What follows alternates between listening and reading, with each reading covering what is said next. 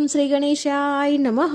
जय श्री कृष्ण मित्रों, आज की वीडियो में हम सुनेंगे भगवान विष्णु ने माता लक्ष्मी को बताए कि इन 3 प्रकार के भोजन करने से मनुष्य की मृत्यु जल्दी होती है। एक समय की बात है, माता लक्ष्मी ने भगवान विष्णु से पूछा, हे स्वामी, मनुष्य को किस प्रकार का भोजन करना चाहिए?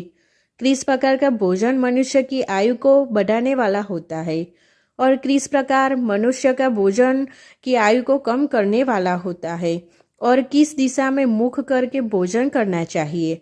कृपा करके आप मेरे इन प्रश्नों का उत्तर दीजिए। तब भगवान विष्णु कहते हैं, देवी, आज आपने समस्त मनुष्य जाति के कल्याण के लिए बहुत ही महत्वपूर्ण प्रश्न किए हैं। यह बात सत्य है कि मनुष्य जिस प्रकार का भोजन करता है उसी के अनुसार उसका स्वभाव, भाग्य और उसका अगला जन्म निर्धारित होता है। भगवान विष्णु कहते हैं, देवी, मैं तुम्हें एक पवित्र कथा सुनाता हूँ। उस कथा में तुम्हारे सभी प्रश्नों के उत्तर तुम्हें मिल जाएंगे। प्राचीन समय की बात है। एक बहुत बड़ा वन था। उस वन में एक छोटा सा तालाब था। एक बार उस तालाब के पास से एक ऋषि गुजर रहे थे तो उन्हें तालाब के पास एक सुंदर और पवित्र कुटिया दिखाई दी। उस कुटिया में कोई साधु महात्मा नहीं रहता था। वह कुटिया पूरी तरह से खाली थी। वह ऋषि एक रात के लिए उस कुटिया में रुक गए और सुबह उठकर वे उस तालाब के पास चले गए। उन्हें रास्ते में एक मुर्दा दिखाई दिया। वहाँ एक औरत की लाश पड़ी हुई थी। उस लाश को देखकर ऋषि ने सोचा कि यह कौन है और इसकी मृत्यु कैसे हुई तथा यह इस वन में किस लिए आई होगी। ऋषि को उस मरी हुई औरत के बारे में जानने की अभिलाषा हुई। तभी अचानक आकाश मार्ग में उन्हें एक दिव्य विमान दिखाई दिया और वह दिव्य विमान उस तालाब के किनारे पर जाकर रुक गया और उस विमान से एक दिव्य औरत उतरी और वह उस तालाब में नहाने के लिए चली गई। भगवान विष्णु कहते हैं, देवी, वह औरत राजकुमारी थी जो तालाब में नहाने के बाद वह बाहर आई और उस मुर्दे का मांस खाने लगी। उसने भरपेट उस मुर्दे का मांस खा लिया और फिर से विमान में बैठकर स्वर्ग की ओर जाने लगी। तभी ऋषि ने उस राजकुमारी को आवाज लगाई, हे देवी, तुम कौन हो? तुम स्वर्ग की अप्सराओं की तरह दिखाई पड़ती हो, लेकिन तुम्हारा भोजन राक्षसों की तरह है। तुम मुर्दे का मांस क्यों खा रही थी? ऐसा भोजन भला कोई देवता कैसे कर सकता है? फिर उस राजकुमारी ने उस ऋषि की तरफ देखा और हाथ जोड़कर प्रणाम करके कहने लगी कि महात्मा, मैं आपको प्रणाम करती हूँ। मैं आपको मेरी कहानी सुनाती हूँ। पूर्व काल की बात है। मध्य देश में मेरे पिताजी राजा थे और वो तीनों लोकों में प्रसिद्ध थे और वे बड़े ही धर्मात्मा राजा थे। उनकी 2 पत्नियां थीं। उन दोनों में से 2-2 करके 2 पुत्र और 2 पुत्रियां प्राप्त हुई। मैं उनकी सबसे छोटी पुत्री थी और मेरा नाम चंद्रकांता था। और एक दिन मेरे मन में वैराग्य जाग उठा और तपस्या करने के लिए मैं इस वन में चली आई। फिर इस तालाब के किनारे पर आकर मैंने कठोर तप करना शुरू किया। कई हजार वर्षों तक मैंने घोर तपस्या किया और उसी के प्रभाव से मुझे स्वर्गलोक की प्राप्ति हुई। लेकिन स्वर्गलोक पहुंचने के बाद भी मुझे भूख और प्यास अधिक सताने लगी। मेरी सभी इंद्रियां तिल मिला उठी। फिर मैंने स्वर्गलोक में सर्वश्रेष्ठ देवता धर्मराज से पूछा, हे धर्मराज, मैंने तो सुना है कि स्वर्गलोक में किसी भी प्राणी को भूख और प्यास नहीं लगती। फिर मुझे भूख और प्यास क्यों लग रही है? यह मेरा पीछा क्यों नहीं छोड़ रही है? कृपा करके आप मुझे बताइए कि मैं ऐसा कौन सा भोजन करूं? फिर धर्मराज ने कहा, हे राजकुमारी, पृथ्वी पर दान धर्म करने पर ही इस लोक में भूख प्यास से मुक्ति मिलती है। लेकिन तुमने अपने जीवन में कभी दान धर्म नहीं किया, कभी किसी भिखारी को भीख नहीं दी। तुमने राजमहल में रहकर भी द्वार पर आए हुए ब्राह्मणों को भोजन नहीं दिया।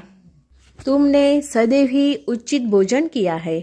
हमेशा बिना स्नान किए ही तुमने भोजन किया और भोजन शुरू करने से पहले तुमने भगवान का धन्यवाद नहीं किया। स्वादिष्ट भोजन को दूसरों को लिए बिना ही तूने उसे ग्रहण किया। इसी कारण से तुम्हें यह घोर पाप लगा है। इसलिए तुम्हें स्वर्गलोक में भी भूख और प्यास का कष्ट उठाना पड़ रहा है। जीवित रहते हुए तुमने अनेक प्रकार के व्यंजनों का अकेले ही सेवन किया है। अनेक प्रकार के पकवान तुमने अकेले ही खाए हैं, दूसरों को नहीं दिए, जिससे तुम्हारा शरीर तो निरोगी बन गया, परंतु तुम्हारा पुण्य क्षीण हो गया है। अब तुम्हारे लिए एक ही उपाय है। उस तालाब के पास तुम्हारा मृत शरीर पड़ा हुआ है, तुम उसी का मांस खाकर अपनी भूख मिटाओ। भगवान विष्णु कहते हैं, हे देवी, धर्मराज के द्वारा इस प्रकार से कहने पर राजकुमारी ने कहा, हे धर्मराज, अपने शरीर का भक्षण करने लेने के पश्चात मेरा क्या होगा? उसके बाद मैं क्या खाऊंगी? मेरे खाने के लिए कुछ भी शेष नहीं रहेगा। कृपया कुछ ऐसा भोजन बताए जिसका भक्षण कर लेने पर भूख मिट जाए और जो कभी खत्म ना हो। तब धर्मराज कहते हैं, हे राजकुमारी, तुम्हारे शरीर को ही मैंने अक्षम बना दिया है। उसे तुम रोज खाओगे फिर भी वह समाप्त नहीं होगा। वह दूसरे दिन फिर से ताज़ा हो जाएगा। उस मूत्र शरीर के अंग फिर से प्रचलित हो जाएंगे और उन्हें तुम फिर से खा सकोगी। और जब तुम्हारे अपने शरीर का मांस खाते हुए 200 वर्ष बीत जाएंगे, उसके बाद उस जंगल में एक दिन महर्षि भारद्वाज पधारेंगे और उन्हें के द्वारा तुम इस पाप से मुक्ति पा सकोगी। इस प्रकार से राजकुमारी ने सारी बात महर्षि भारद्वाज को बता दी और कहने लगी, हे मुनिवर, मेरा शरीर कभी नष्ट नहीं होता और मैं रोज आकर अपने शरीर का मांस खाती हूँ। न जाने कब महर्षि भारद्वाज यहाँ आएंगे और मुझे इस कष्ट से मुक्ति दिलाएंगे। ऐसा सोचते हुए मुझे 200 वर्ष बीत चुके हैं और मैं आज भी उनकी राह देख रही हूँ। राजकुमारी की यह बात सुनकर महर्षि भारद्वाज बोले, अच्छा, तो तुम्हारे सौभाग्य से मैं यहाँ पर आया हूँ। मैं ही महर्षि भारद्वाज हूँ। कहो, मैं तुम्हारी किस प्रकार से सहायता कर सकता हूँ? तब राजकुमारी बहुत प्रसन्न हुई और महर्षि भारद्वाज के चरणों में गिर पड़ी। राजकुमारी ने कहा, हे मुनिवर, कृपया आप मुझे इस घृणित आहार से मुक्ति दीजिए तथा जिस पाप के कारण मुझे यह प्राप्त हुआ है उस पाप से भी मुक्त कीजिए, जिससे मुझे अक्षय लोक की प्राप्ति हो सके। हे मुनिवर, मैं आपको यह दिव्य आभूषण भेंट करती हूँ। कृपया आप मुझ पर कृपा करें। राजकुमारी की दुख भरी बातें सुनकर ऋषि को उस पर दया आ गई। जैसे ही राजकुमारी ने उस दिव्य आभूषण महर्षि भारद्वाज के हाथ पर रखा, उसी समय उसका मृत शरीर अदृश्य हो गया और वो उस पाप से मुक्त हो गई। और फिर महर्षि भारद्वाज से आज्ञा लेकर वह उस दिव्य विमान में बैठकर स्वर्गलोक को चली गई। इस प्रकार उस राजकुमारी को दान न करने से पापों से मुक्ति मिल गई। भगवान विष्णु कहते हैं, हे देवी, इस प्रकार से उचित भोजन करने के कारण ही उस राजकुमारी को स्वर्गलोक में रहने पर भी तृप्ति नहीं मिली और उसे पृथ्वी लोक पर आकर स्वयं का ही मांस खाना पड़ा। हे देवी, अब मैं तुम्हारे भोजन के नियम बताता हूँ, आप इसे ध्यान से सुनिए। भोजन शुरू करने से पहले थोड़ा सा अन्न भूमि पर रखना चाहिए ताकि देवता, पशु पक्षी, कीड़े मकोड़े अपने कर्म बंधन से बंधे हुए हैं, उन सभी को अन्न की प्राप्ति हो सके। यदि भोजन करते समय द्वार पर कोई अतिथि आ जाए तो उसका स्वागत करें और उसे आसन देकर प्रणाम करके उसका आदर सत्कार करें।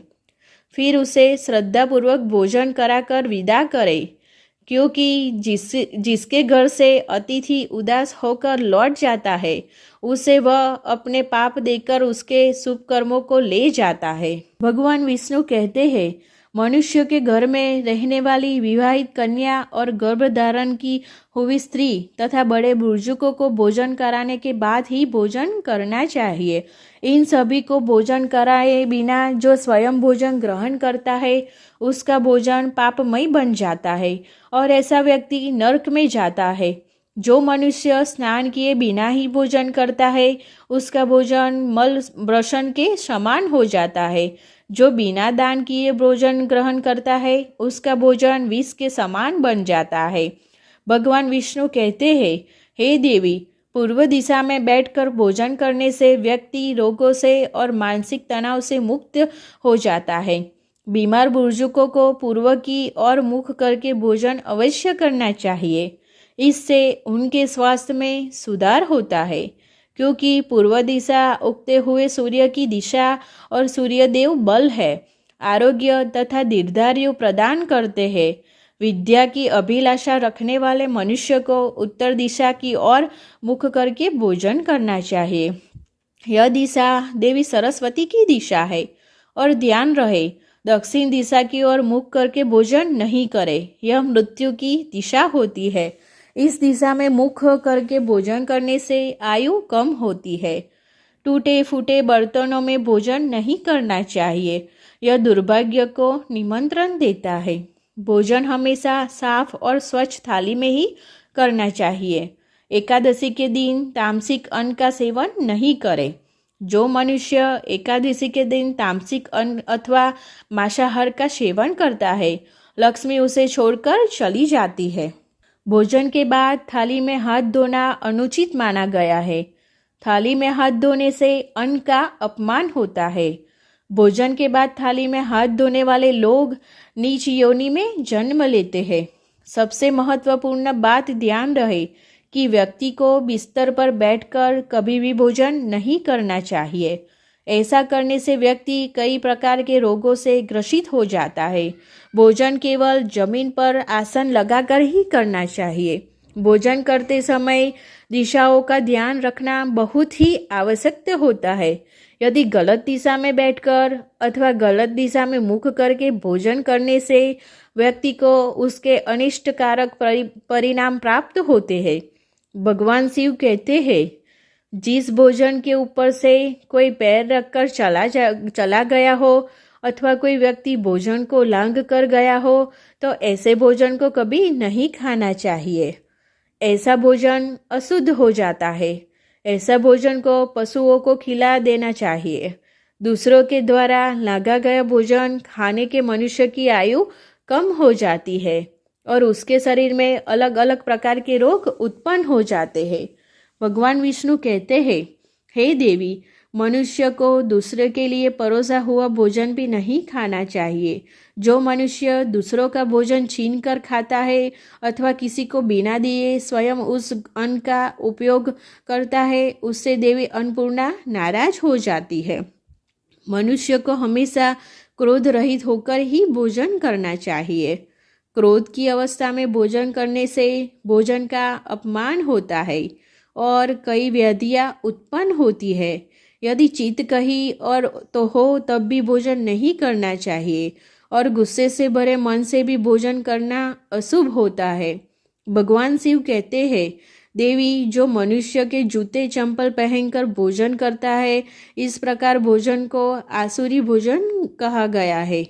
मध्य रात्रि और मध्याह्न होने पर भी भोजन करना अशुभ माना गया है। शास्त्रों के अनुसार पत्नी को पति के भोजन करने के बाद ही भोजन करना चाहिए।